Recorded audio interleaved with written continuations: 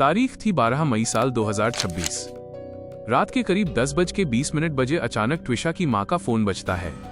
Screen पर ट्विशा की सास का नाम था। फोन उठाते ही वहां से घबराई हुई आवाज आती है कि ट्विशा की तबीयत बहुत ज्यादा बिगड़ गई है, उसे होश नहीं आ रहा और वे लोग उसे तुरंत हॉस्पिटल लेकर भाग रहे हैं। ये सुनते ही ट्विशा के घर वाले पूरी तरह सन्न रह जाते हैं।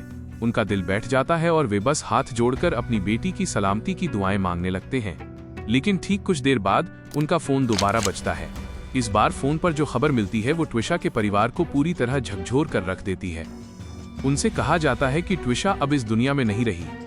ये सुनते ही जैसे पूरे परिवार पर दुखों का पहाड़ टूट पड़ता है। बदहवास हालत में सब के सब तुरंत भोपाल के लिए निकलते हैं। वहां पहुंचकर जब रोते बिलखते घर वाले ट्विशा के पति और उसकी सास के सामने खड़े होते हैं और उनसे पूछते हैं कि अचानक ये सब कैसे हो गया, तो सामने से जवाब मिलता है कि ट्विशा ने खुद को कमरे में बंद कर लिया था और अंदर ही उसने अपनी जीवन लीला समाप्त कर ली। उनका कहना था कि ट्विशा पिछले काफी समय से गहरी मानसिक परेशानी और तनाव से गुजर रही थी। लेकिन क्या वाकई सच यही था? पोस्टमार्टम की जो रिपोर्ट सामने आई उसने इस पूरी बात को सिरे से खारिज कर दिया। आखिर उस रात ट्विशा के साथ ऐसा क्या हुआ था जिसने सबको हिलाकर रख दिया? इस पूरी कहानी का ताना बाना जुड़ता है उत्तर प्रदेश के नोएडा शहर से, जहां ट्विशा शर्मा अपने परिवार के साथ रहती थी। ट्विशा के पिता अपने काम के सिलसिले में बड़े कॉर्पोरेट इवेंट्स और बिजनेस से जुड़े हुए थे, जो घर की हर जिम्मेदारी को बखूबी संभालते थे। वहीं उनकी माता मीनाक्षी जी एक घरेलू महिला थीं, जिन्होंने पूरे घर को अनुशासन और ढेर सारे प्यार से संभाल रखा था। उन्होंने अपने दोनों बच्चों को न सिर्फ अच्छे संस्कार दिए, बल्कि जिंदगी में अपने पैरों पर खड़ा होना भी सिखाया। माता पिता ने कभी भी बेटे और बेटी में कोई फर्क नहीं किया, बल्कि दोनों को ही बेहतरीन से बेहतरीन शिक्षा दिलाई। ट्विशा शुरू से ही पढ़ाई लिखाई में बहुत आगे और बेहद होनहार थी। उसने सिर्फ पढ़ाई में ही नहीं, बल्कि कॉर्पोरेट और ग्लैमर की दुनिया में भी अपनी एक बहुत मजबूत पहचान बना ली थी। ट्विशा ने दिल्ली के बेहद नामी college lady Shriram college for women से इतिहास में BA की डिग्री ली थी। इसके बाद उसने Shri Aurobindo centre for arts and communication से एडवर्टाइजिंग और पब्लिक रिलेशंस में आगे की पढ़ाई की और फिर अपना MBA भी पूरा किया। इतना ही नहीं, साल 2012 में ट्विशा ने मिस पुणे का खिताब भी अपने नाम किया था।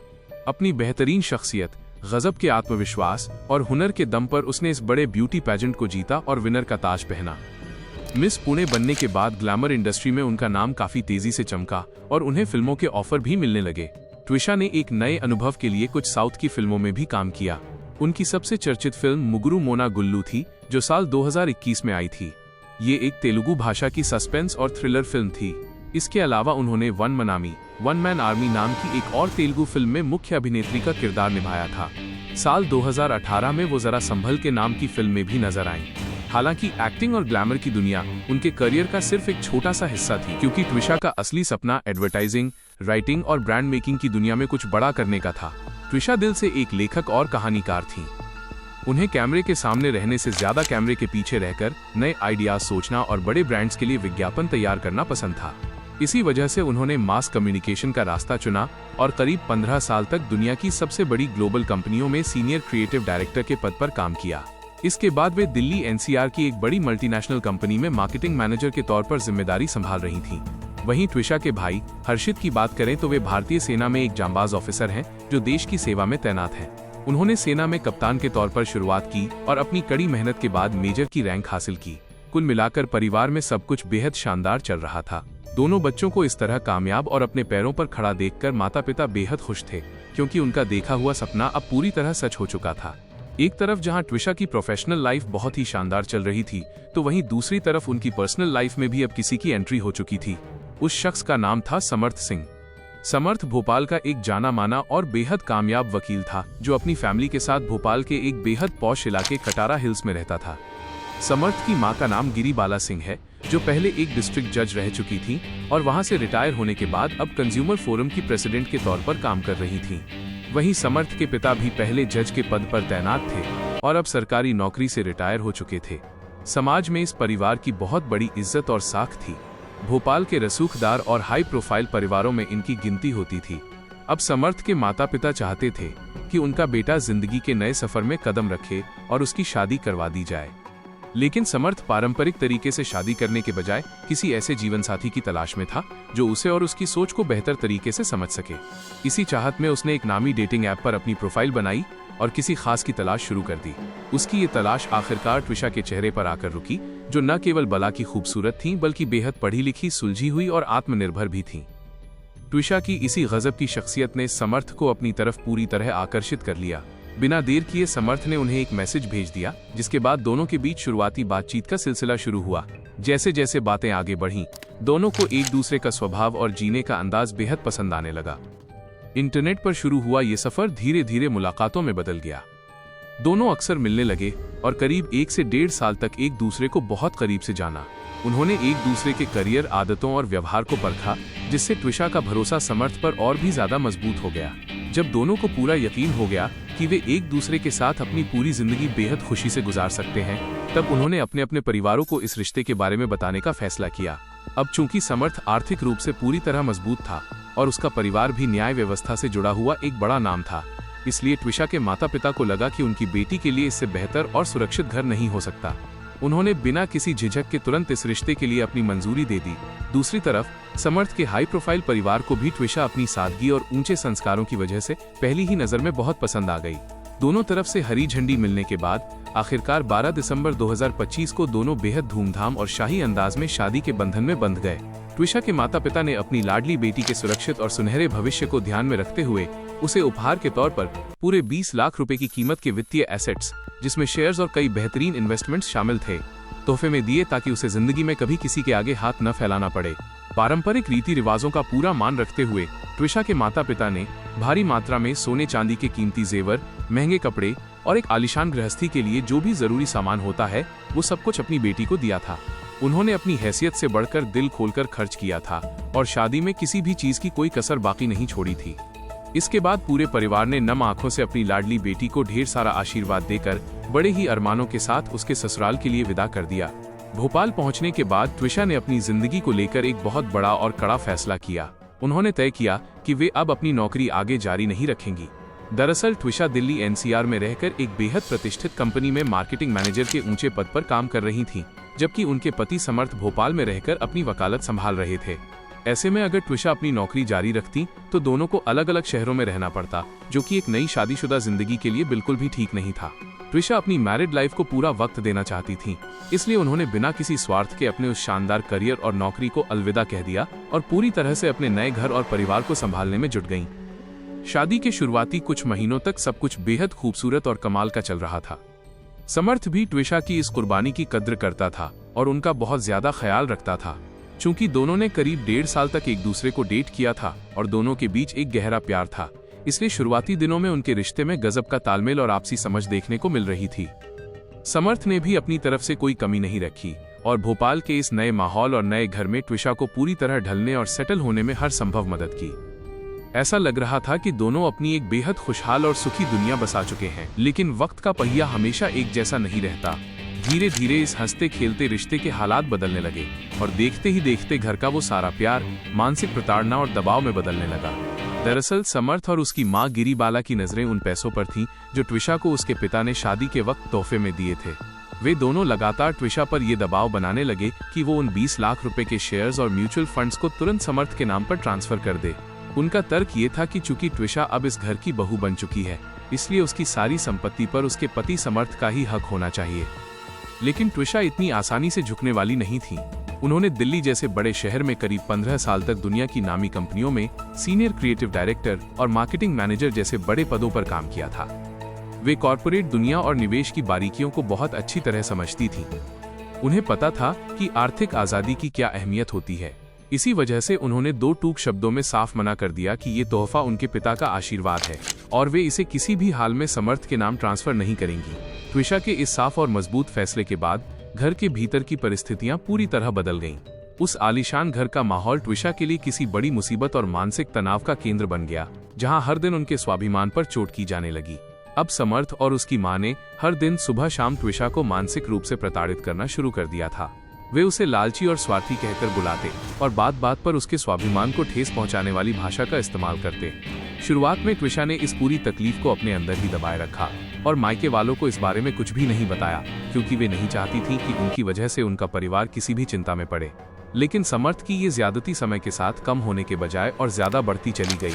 हद तो तब हो गई जब समर्थ और उसकी मां गिरिबाला ने कुछ कानूनी कागजात तैयार करवा लिए ताकि ट्विशा के उन 20 लाख रुपए के शेयर्स को चालाकी से समर्थ के नाम कराया जा सके। जब वे कागज ट्विशा के सामने लाए गए तो उन्होंने हिम्मत दिखाते हुए उन पर दस्तखत करने से साफ इनकार कर दिया। इस बात से समर्थ का गुस्सा 7वें आसमान पर पहुंच गया। उसने आपा खो दिया और ट्विशा को घर के एक कमरे में पूरी तरह कैद कर दिया। उन्हें कई दिनों तक न तो खाना दिया गया और न ही पानी, ताकि वे मानसिक और शारीरिक रूप से पूरी तरह टूट जाएं और तंग आकर उन कागजों पर दस्तखत कर दें। लेकिन ट्विशा बेहद मजबूत इरादों वाली महिला थी। वे इतनी आसानी से हार मानने वालों में से नहीं थीं। उन्होंने मन ही मन ये पक्का फैसला कर लिया था कि वे किसी भी दबाव के आगे नहीं झुकेंगी और अपने हक के शेयर्स समर्थ के नाम कभी नहीं करेंगी। अब ये बात समर्थ को भी अच्छी तरह समझ आ चुकी थी। वो खुद कानून का रखवाला और एक वकील था, लेकिन अपने ही घर की 4 दीवारों के भीतर उसका बर्ताव कानून को हाथ में लेने वाले किसी गंभीर अपराधी जैसा हो चुका था। अगर ट्विशा घर के कामकाज, खाना बनाने या किसी भी बेहद छोटी बात पर अपनी कोई राय रखने की कोशिश करती तो समर्थ तुरंत आपा खो देता और उन पर बुरी तरह चीखने चिल्लाने लगता। बात सिर्फ बहस तक ही सीमित नहीं रहती थी, बल्कि समर्थ अक्सर उनके साथ बेहद हिंसक और आक्रामक बर्ताव करने पर उतारू हो जाता था। वो ट्विशा को बुरी तरह प्रताड़ित करता और सबसे हैरान करने वाली बात ये थी कि उसकी मां गिरिबाला अपने बेटे को इस गलत रास्ते पर रोकने के बजाय उल्टा उसका हौसला बढ़ाती थी। वो हर बात में ट्विशा को ही कसूरवार ठहराती और उनके जख्मों पर नमक छिड़कने का काम करती। यहाँ तक कि वे लोग ट्विशा को हर वक्त ये ताना मारने लगे थे कि वो दिन भर घर में खाली बैठी रहती है और परिवार पर एक बोझ बन चुकी है। समर्थ और उसकी मां लगातार उन पर यह मानसिक दबाव बनाने लगे कि वे भोपाल में तुरंत कोई भी काम या नौकरी ढूंढें और वहां से मिलने वाला सारा पैसा घर के खर्च के नाम पर समर्थ के हाथों में सौंप दें। हालात तब और ज्यादा बदतर हो गए जब ट्विशा के जीवन में एक बेहद संवेदनशील मोड़ आया। एक दिन ट्विशा को पता चला कि उनके आंगन में एक नन्हा मेहमान आने वाला है और वे मां बनने वाली हैं। इस बात का एहसास होते ही ट्विशा की आंखों में खुशी के आंसू आ गए। वे इस नई जिंदगी को दुनिया में लाने के लिए बेहद उत्साहित थीं। उनके मन में एक उम्मीद की किरण जागी कि शायद इस मासूम के आने के बाद उनके पति और सास का दिल पिघल जाएगा, उनके स्वभाव में कड़वाहट खत्म होगी और घर के बिगड़े हुए हालात हमेशा के लिए ठीक हो जाएंगे। लेकिन उनकी यह उम्मीद कांच की तरह टूट गई, क्योंकि समर्थ और उसकी मां गिरिबाला इस आने वाली नन्ही जान के सख्त खिलाफ थे और वे किसी भी हाल में इस जिम्मेदारी को स्वीकार करने के लिए तैयार नहीं थे। उनका पूरा ध्यान सिर्फ और सिर्फ ट्विशा के पिता द्वारा दिए गए उन 20 लाख रुपए के शेयर्स और संपत्ति को किसी भी तरह अपने नाम करवाने पर टिका हुआ था। इस लालच में वे इस कदर अंधे हो चुके थे कि उन्होंने ट्विशा के मान सम्मान पर ही कीचड़ उछालना शुरू कर दिया और उस आने वाले मासूम को अपना मानने से साफ इनकार कर दिया। समर्थ और उसकी मां रोज ट्विशा को मानसिक रूप से इस कदर प्रताड़ित करते थे कि वे उस नन्ही जान के अस्तित्व पर ही झूठे सवाल खड़े करने लगे। अब आप खुद सोचिए, एक शादीशुदा महिला के लिए अपने ही पति के मुंह से ऐसी घिनौनी और झूठी बातें सुनना कितना बड़ा मानसिक आघात होगा। वे ट्विशा को समाज में पूरी तरह बदनाम करने की धमकियां देने लगे। ट्विशा किसी भी कीमत पर अपनी उस नन्ही जान को खोना नहीं चाहती थी। वे उसे इस दुनिया में लाना चाहती थीं। लेकिन समर्थ और उसकी मां ने उन्हें इस कदर डराया, धमकाया और मानसिक रूप से तोड़ दिया कि ट्विशा खुद को बेहद बेबस और अकेला महसूस करने लगी।